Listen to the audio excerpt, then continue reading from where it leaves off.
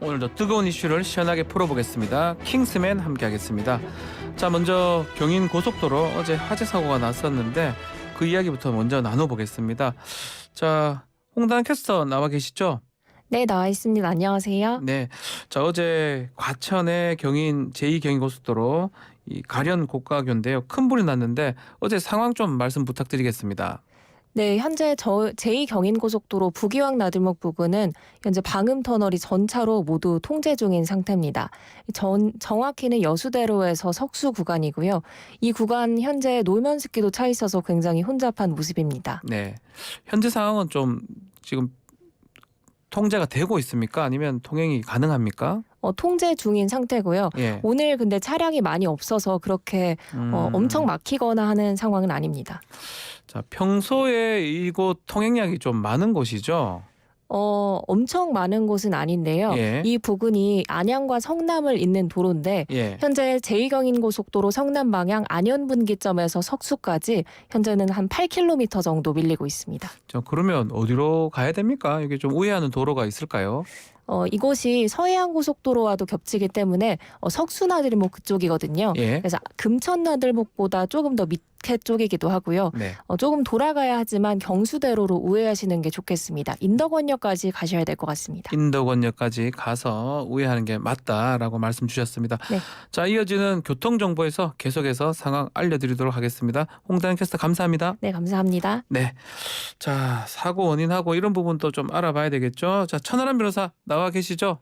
네, 천하람입니다. 네. 자, 이 사고 원인에 대한 조사가 지금 진행되고 있는 겁니까? 네, 그렇습니다. 일단은 지금 그러니까 폐기물 집게 트럭에서 이게 화재가 나가지고 예.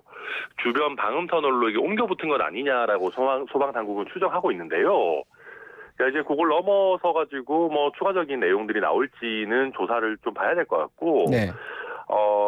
그러니까 물론 이 플라스틱 소재가 방음벽에 쓰는 소재 말입니다. 이게 난연 소재로 되어 있기는 한데 생각보다 좀 불에 잘 탔거든요. 그래서 이런 부분들도 아마 추가로 좀 조사를 하지 않을까 이렇게 보여집니다. 알겠습니다. 자, 이어진 얘기는 이태원 국정조사 이야기인데 어제 2차 기관 보고가 있었습니다. 마약 수사가 참사에 어떤 영향을 미쳤는지 설전이 좀 벌어졌는데 일단은 마약 관련해서 대검의 입장이 나왔습니까? 네, 그렇습니다. 이제 그 마약 조직 범죄 과장이 출석을 했는데, 네. 그러니까 이제 이게 검사들이 마약과 관련해서 부검을 요청한 건 아니냐라고 조수진 의원이 이제 질의를 했는데, 네. 여기에 대해서 아니다라고 답하면서 희생자 부검 같은 경우에는 유족이 요청하는 경우에만 예외적으로 진행이 됐고 3분에 대해서만 이루어졌다라고 설명을 했거든요.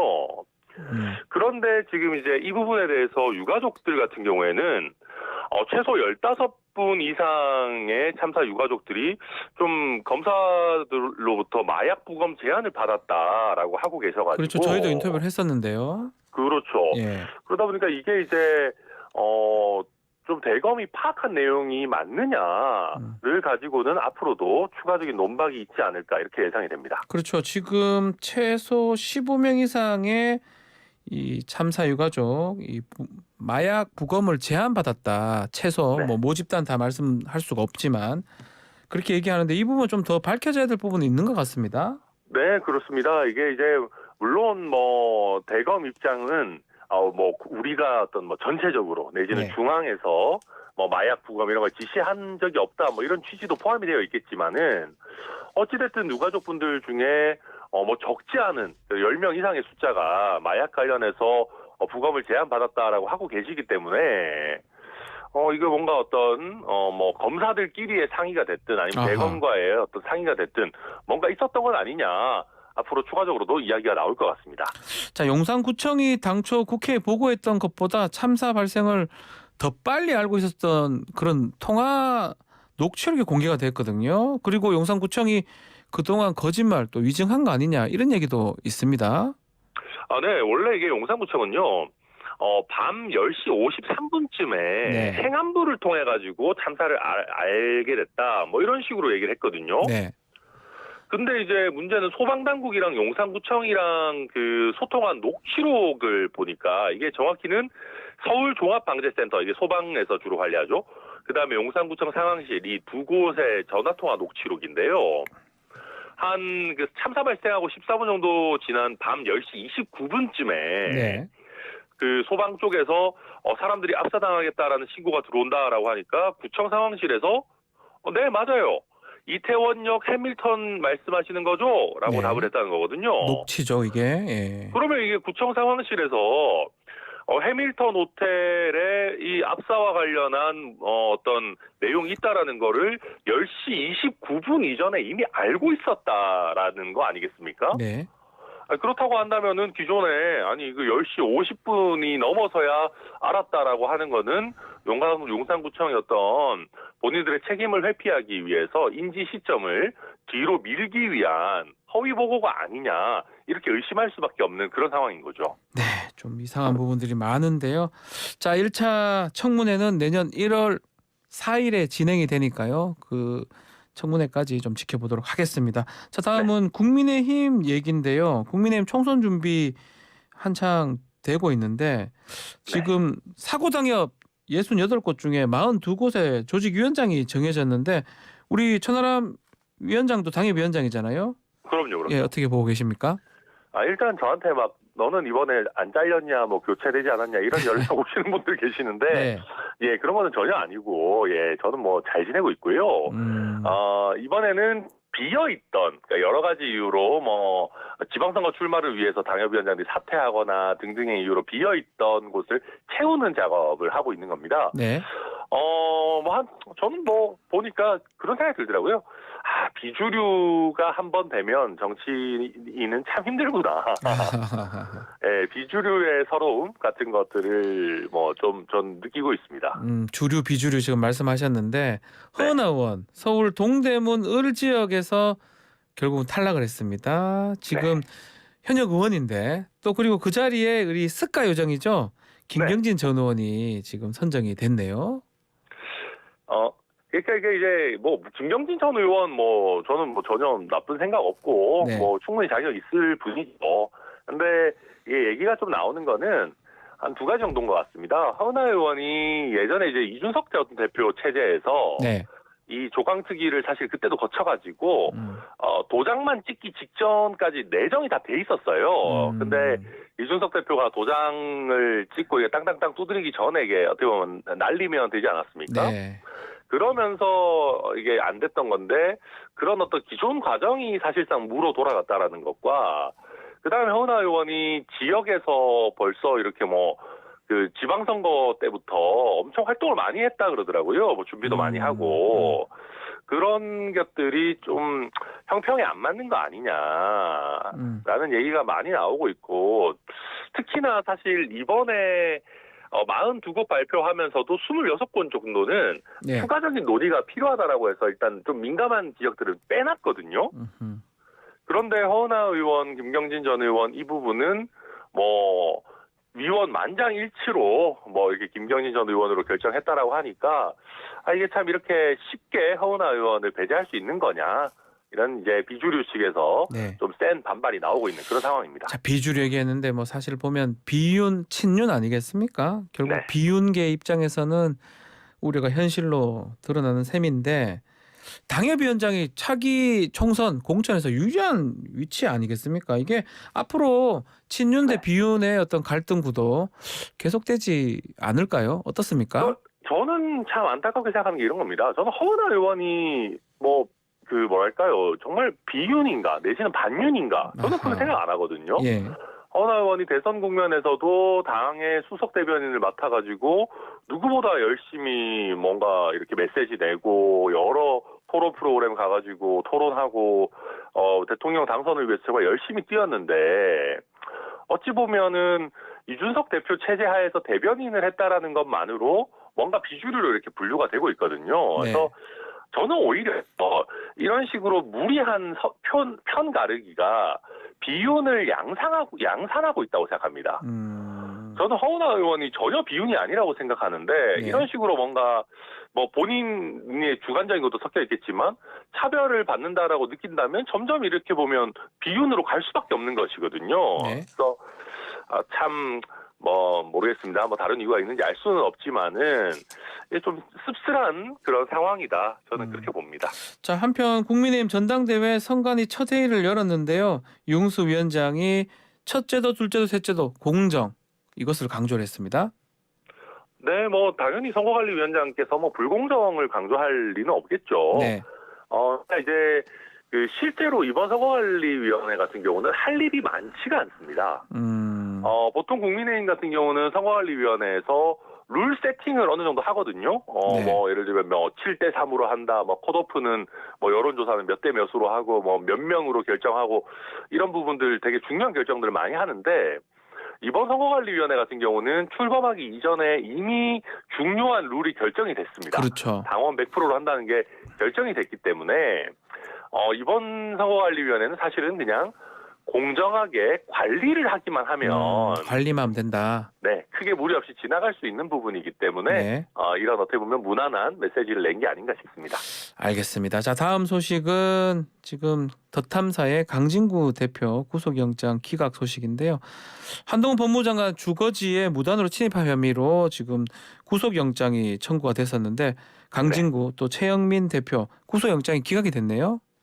네, 그렇습니다. 일단 그 서울중앙지법의 이제 영장전담판사 같은 경우에는 두 대표에 대해서 모두 구속 사유의 필요성에 대한 소명이 좀 부족하다라고 기각 사유를 밝혔는데요. 네. 그러니까 구속 사유라는 게 결국 이제 증거인멸 또는 도주 우려 아니겠습니까? 그렇죠.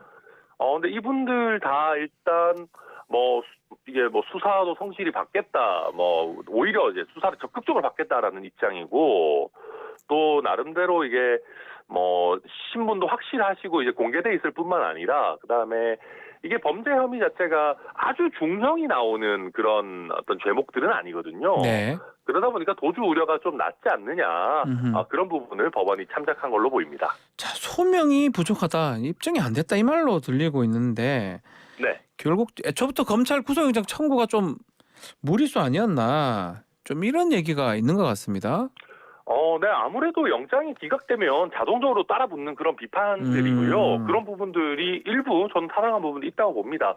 그리고 또 말씀하신 것처럼 어떤 주거 침입이라든지 아니면은 뭐 허위사실 유포 뭐 이런 부분이라든지 이런 부분들이 구속영장이 그렇게 잘 청구되는 범죄는 아니거든요. 그렇죠. 평소에. 네. 그러다 보니까 조금 무리수 아니냐는 비판 뭐 타당할 부분이 있다고 보고요. 다만 수사기관 입장에서는 이 더 탐사 같은 경우에는 법원에서 이제 접근금지 명령까지 기존에 받았지 않습니까? 네.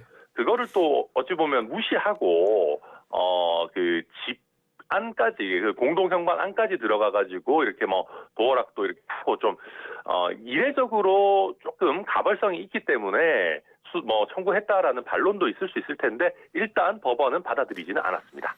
알겠습니다. 자, 다음 소식은 전 연인 또 택시 기사 살해한 혐의로 받는 이 씨 그 신상 공개를 했네요. 네, 그렇습니다. 이거 사실은 저도 좀 요새 뭐 잔혹한 범죄들이 참 많습니다만은 이 사건도 정말 짧은 기간에 잔혹한 범죄를 저지른 그런 사건이고요. 이게 신상공개위원회 박주민 변호사님도 잘 아시겠습니다만은 의사, 변호사, 경찰 이런 분들이 이렇게 이 사건에서도 보니까 한 7명 정도 구성돼 있다고 하네요. 그래서 거기서 판단을 해가지고 신상공개를 결정하게 됐습니다. 이기정이죠, 이기정. 31살. 그리고 네, 맞습니다. 이 사람 지금 짧은 기간에 잔혹한 범죄를 수차례 지금 저질렀던 걸로 보입니다. 그래서 사이코패스 아니냐 이런 얘기가 있습니다.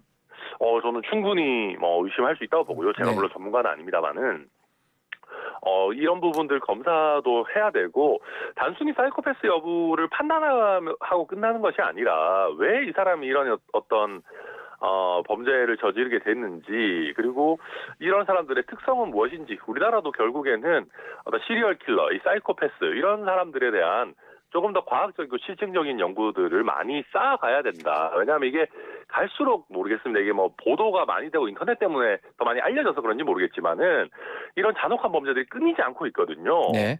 더 체계적인 어떤 연구와 대응이 필요하다 그렇게 네, 보입니다. 이기영입니다. 이기정이 아니고 이기영인데 네. 범행 동기가 지금 어떻게 전해지고 있습니까? 뭐 정확한 것은 조사를 해봐야 되겠습니다만은 그렇죠. 네. 기본적으로 카드 이 택시 기사를 또 살해하고 나서 카드를 사용하고 또 그 어떤 그 여성을 살해하고 나서도 또 그 여성의 살해와 관련해 가지고도 또 어떤 경제적인 어떤 이유가 결부되어 있고 이런 부분들이 있다 보니까 어떤 경제적인 이유와 어떤 본인의 기존에 가지고 있는 여러 어떤 사이코패스적인 성향 이런 것들이 결합돼서 나타난 것이 아니냐라고 일단은 추정되는데 역시나 자세한 거는 조사를 조금 더 해봐야 알 수 있을 것 같습니다. 네, 짧게 이 소식도 다뤄보겠습니다. 어제 전자장치 끊고 달아났던 라임 몸통이라고 불리는 김봉현 전 스타모빌리티 회장 검거가 됐네요. 네, 저는 뭐 벌써 뭔가 이렇게 해외로 밀항을 하지 않았겠나 이런 뭐 추측도 하고 그랬었는데요. 의외로 국내에 있었더라고요. 그래가지고 네. 이번에 이제 경기도에서 붙잡혔다라고 합니다. 도주 48일 만인데요. 그래서 지금 이제 보석 당시에 이제 도망갔고 이 전자장치를 끊고 달아났기 때문에 이 전자장치 끄는 거에 대해서는 또 추가적으로 기소가 이루어지고 처벌을 받게 될 거다. 그리고 기존에 뭐 멈춰져 있던 네. 재판 같은 경우에도 다음 달 12일에 다시 재개될 거라고 전해지고 있습니다. 네, 자 우리 킹스맨 올해 마지막 킹스맨입니다. 또 마지막 날 또 전화 연결을 했는데 뭐 네. 소회 한번 말씀 부탁드리겠습니다. 또 저도 요새 굉장히 애당심과 관련한 여러 오해들을 받고 있지만 저는 애당심도 애당심이지만은 결국은 또 소신 있게 말씀드리려고 하고 또 그러기 위해서 제작진께서도 저를 찾으시는 거 아닌가 싶습니다. 내년에도 꺾이지 않는 마음으로 열심히 해보도록 그렇게 하겠습니다. 소신 있게 내년에도 킹스맨 함께 해주시죠. 열심히 하겠습니다. 감사합니다. 자, 오늘 천하람 변호사님 킹스맨 마무리하겠습니다. 감사합니다. 네, 새해 복 많이 받으세요. 새해 복 많이 받으십시오. 자, 1부 여기서 마치겠습니다.